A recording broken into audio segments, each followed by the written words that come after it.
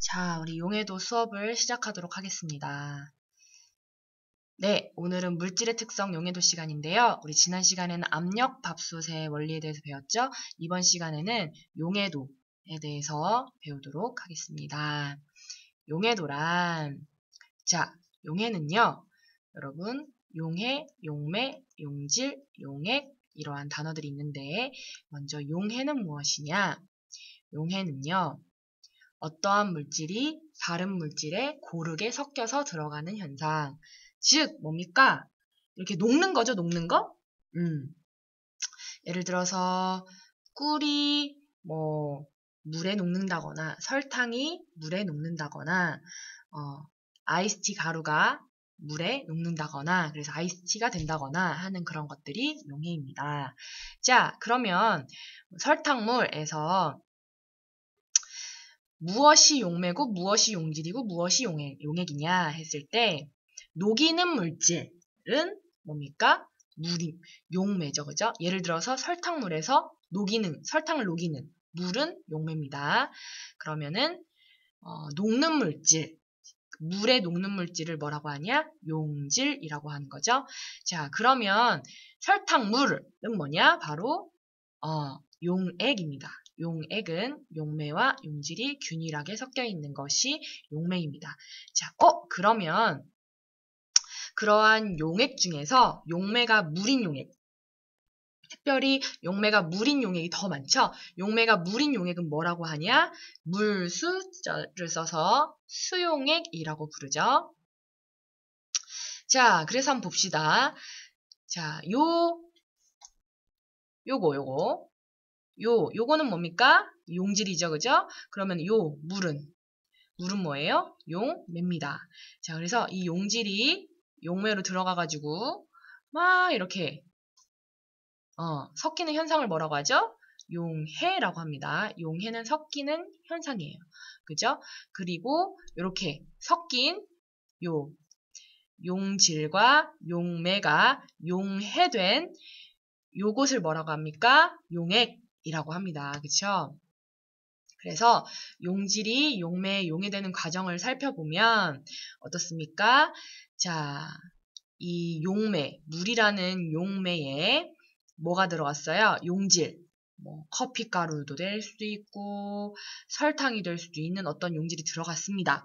그럼 처음에는 이렇게 뭉쳐있다가 점점 용질이 용매 사이로 이렇게 들어가게 되는 거죠. 그래서 용질이 용매에 용해되는 과정입니다. 자, 그러면 물에다가 소금을 섞어보면 어떻게 되냐? 여러분, 물에다가 소금을 섞어서 소금물을 만들어 본 적 있죠? 그랬을 때 처음에는 계속 녹습니다. 계속 녹다가 나중에는 어떻게 되냐? 계속 소금을 넣다 보면은 소금이 더 이상 녹지 않고 그냥 가라앉는 그러한 현상이 일어나요.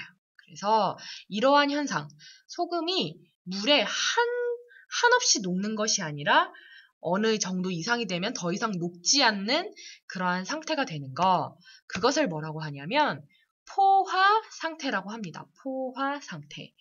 포화 상태는 뭐냐면 용질이, 즉 예를 들어서 소금이 용매, 물에 더 이상 녹을 수 없을 정도로 최대한 녹아있는 상태. 최대한 녹아있는 상태니까 포화 상태는 아직은 다 녹아있는 상태인 거죠. 그쵸? 그래서 포화 상태 이상으로 소금을 넣으면 어떻습니까? 더 이상 녹지 않는 거죠. 자, 그리고 용해도라는 것이 있는데 용해도는 뭐냐? 어떠한 일정 온도에서 용매 100g에 최대한 녹을 수 있는 용질의 양이다. 그래서 어떤 온도에서 예를 들어서 10도씨의 온도에서 물 100g에 예를 들어서 소금은 10g 정도 녹을 수 있다. 예를 들어서 10g 이상 12g을 넣으면 녹지 않는 거죠. 그러니까 10g만 녹을 수 있는 거예요. 그러면 2g은 빠져나오겠죠? 2g 더 이상 녹지 않는 거죠.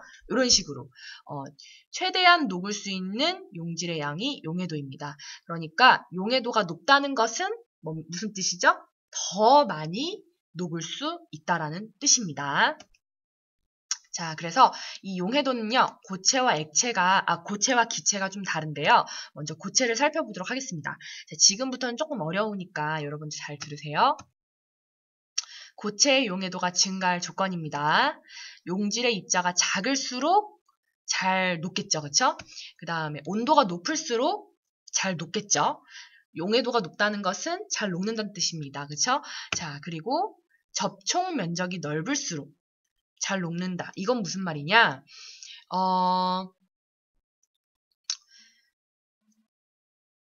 어떠한 용질의 입자가 큰 것보다 접촉 면적이 용질의 입자가 작을수록 더 접촉 면적이 많겠죠. 그쵸? 그래서 접촉 면적이 넓을수록 용해도가 증가합니다. 그 다음에 또 뭐가 있냐?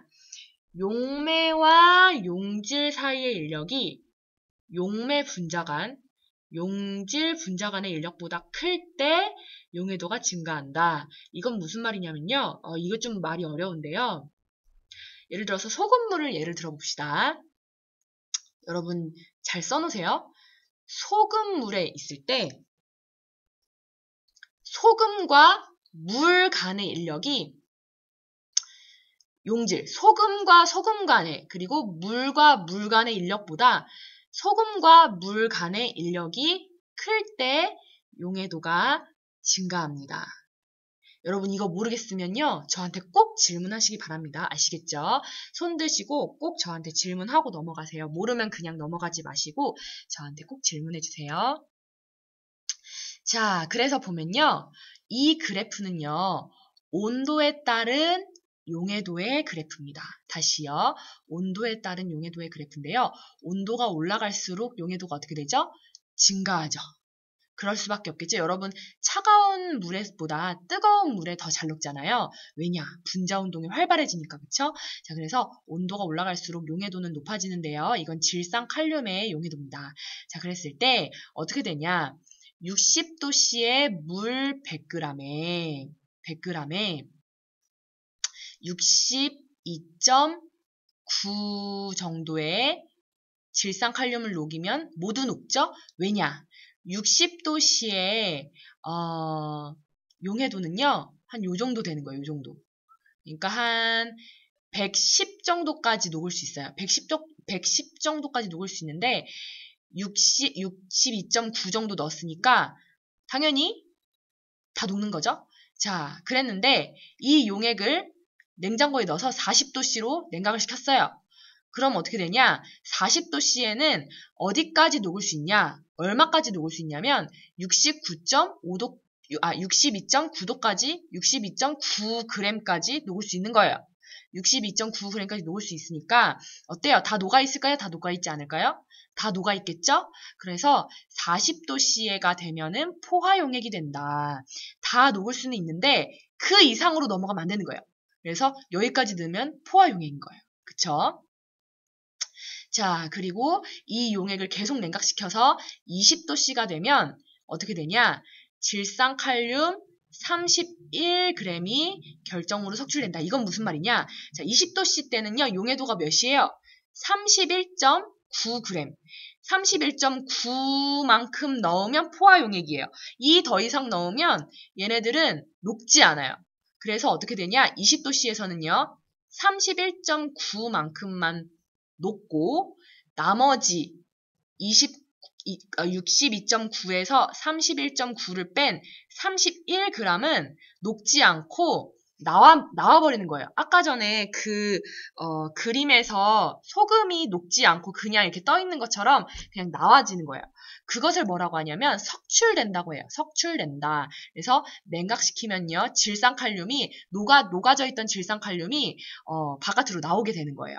그래서 석출되는데 그 이유는 뭐냐면 용해도가 낮아지면서 더 이상 녹을 수 있는 그러한 양이 줄어들게 되는 거죠. 그래서 20도씨에서 용해도는 31.9도고요. 석출되는 양은 62.9에서 31.9, 62.9에서 31.9를 뺀 31만큼 석출됩니다. 만약에 10도까지 떨어뜨리면 어떻게 될까요? 10은 한 20만큼 용해가 되잖아요. 그러니까 어떻습니까? 20을 뺀 42.9만큼 석출된다라고 보면 되겠죠. 자, 요것도 좀 어려운데 모르면은 꼭 저한테 질문하시거나 옆에 있는 친구한테 질문하시기 바랍니다. 자, 두 번째로 콜라를 전자레인지로 데워서 밖에 오래 두면 어떻게 되죠? 김이 빠지죠. 자, 그 이유는 뭐냐? 기체의 용해도는요. 기체는 용매의 온도가 낮을수록 잘 용해됩니다. 다시요. 기체는 용매의 온도가 낮을수록 잘 용해됩니다. 자, 그 이유는 뭘까요?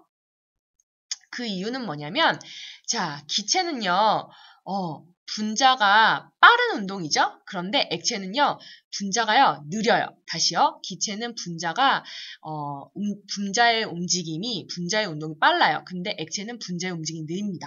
그런데 만약에 이러한 기체가 액체 속으로 들어가게 되면 어떻게 되냐면요. 기체와 액체의 움직임이 비슷해져요. 무슨 말이냐?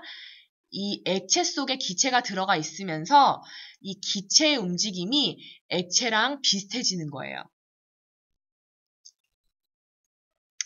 자,